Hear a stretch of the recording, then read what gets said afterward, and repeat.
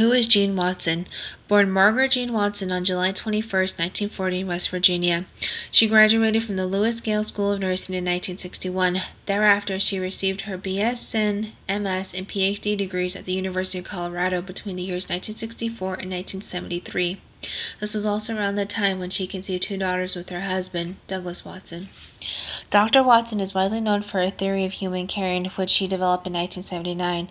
In her theory, she focuses on the curative factors which serve as a guide for the basic core of nursing. She continued to tell me she was considering leaving the faculty at the University of Colorado based on the way nursing was going into advanced medical science without its own model. Fortunately, Dr. Watson stayed and continued with her nursing theory. In 2001, the curative factors evolved into curitas, a spiritual phenomenon within these factors. Curitas was greatly influenced by 2 events, the first being the loss of her left eye in a golfing accident with her 9-year-old grandson in 1997, which caused her to be bedridden for several months. The second was the loss of her husband, who committed suicide in 1998. Beforehand, they were married for 37 years.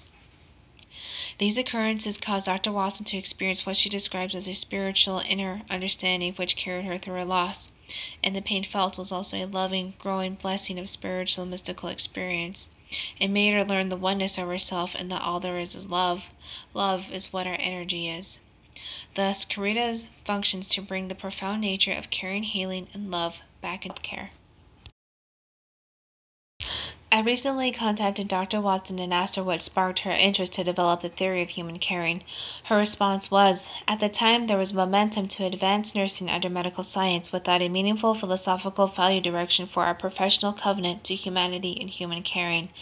It is our responsibility to sustain and have knowledge of human caring in instances where it is threatened. Such a professional, ethical, philosophical orientation requires a new science model. Thus, my work has evolved from nursing the philosophy and science of caring to caring science as a sacred science, transcending medical technique into healing and health beyond diseases, by which still honors the best of medical science. Throughout her career, Dr. Jean Watson has achieved many accomplishments and has received a number of honors, 10 of which are honorary doctoral degrees and 7 international honorary doctorates. She endowed a chair in caring science at the University of Colorado, Denver, and Health Science Center for 16 years. She was also a dean at the university's Health Science Center, a past president of the National League of Nursing, and she founded the Watson Caring Institute in 2008 and is currently the director. Nonetheless, she is also an author and co-author of over 18 books on caring.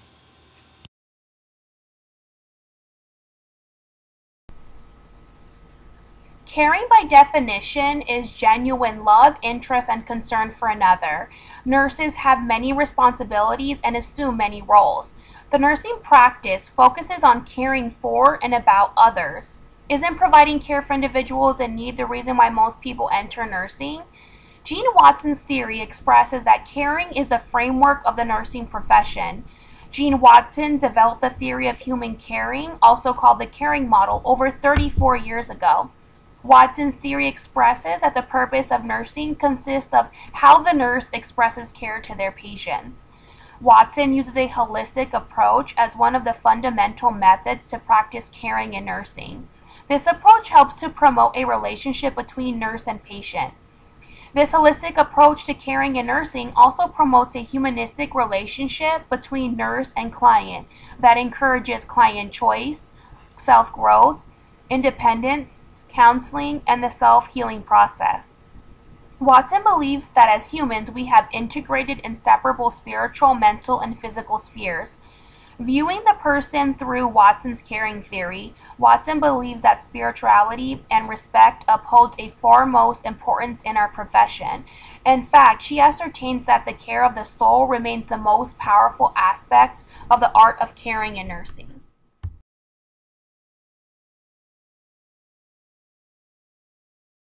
Dr. Watson readily accepts Nightingale's description of the ideal physical environment, that it must be safe and healthful. However, she has developed theories about the spiritual and mental environments as well. In Watson's later work, she revisits Nightingale's concept of environment and discusses how the healing space or environment can expand the person's awareness and consciousness to promote mind, body, spirit wholeness and healing. The physical as well as the non-physical subtle environments of energy and consciousness, whereby the wholeness, beauty, comfort, dignity, and peace are potentiated. So in the 8th Caritas process, we become the ultimate healer environmental field. We still pay attention to all the other beautiful things, and we know from the literature and the research and from Nightingale forward that if a patient has something beautiful to look at, it's healing. And Nightingale said every day a patient should have something beautiful. We also know that when patients have a view of nature and light and form and color, that too is healing for them. But so in this deeper model of environment within the caring science framework, we pay attention to the subtle environment, the energetic field of the environment, the mood, as much as we do the physical environment. We often perceive health as being free of disease or physical ailments. Watson believes health is not just the absence of disease, it is about the balance of mind, body, and spirit. She believes the internal and external environments exist interdependently. Her theory of caring commonly assists in mental healing, and it reaches far beyond the external care to a patient's body. She views a healthy person as someone who is able to maintain daily activities, and living with a disease does not mean a person is unhealthy, as long as they take the effort that leads to its absence. This is an act of self-love which she values with harmony into the complete package of health. For example, a diabetic patient needs a leg amputation, and they are fearful they will not be the same respected person in society. Watson wants us, as nurses, to understand what our patients perceive as health and how harmony can be attained. These conversations help us to ensure the best holistic recovery while in our care.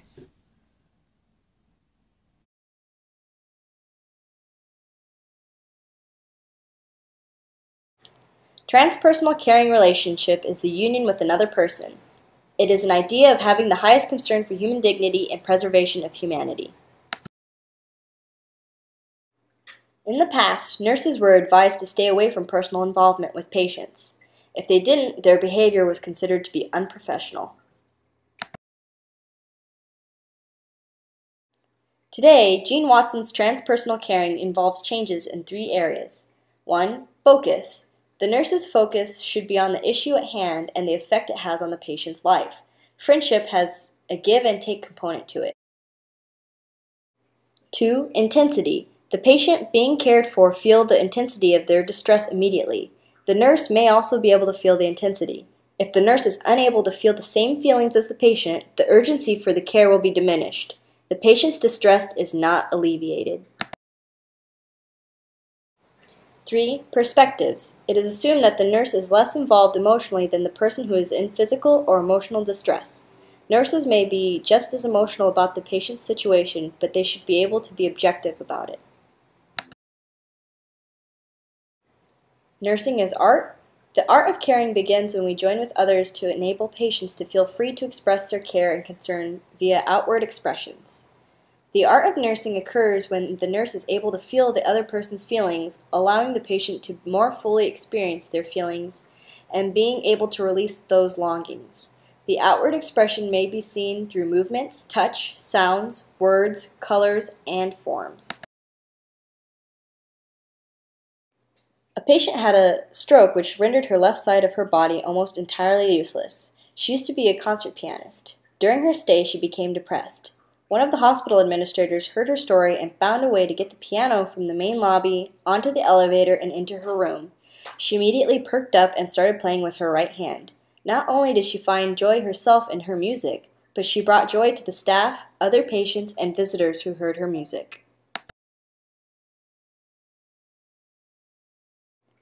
Nationwide, very few hospitals have adopted Watson's model for caring. Scottsdale Healthcare sponsored the International Caritas Consortium in 2008. This magnet hospital demonstrated caring theory-guided practices and research.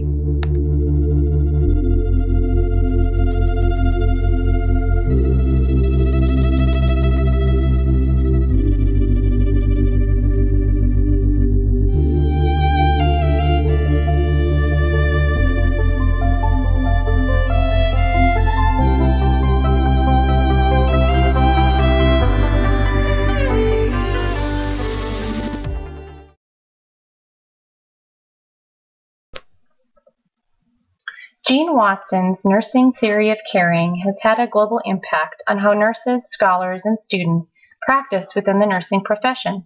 To view patients as individuals with a mind, body, and soul, and not just as an object or number, can restore patients' dignity and gives meaning to the person-to-person contact that is present in everyday nursing. Jean's theory encourages nurses to experience these relationships with patients by promoting healing within the mind, body, and soul.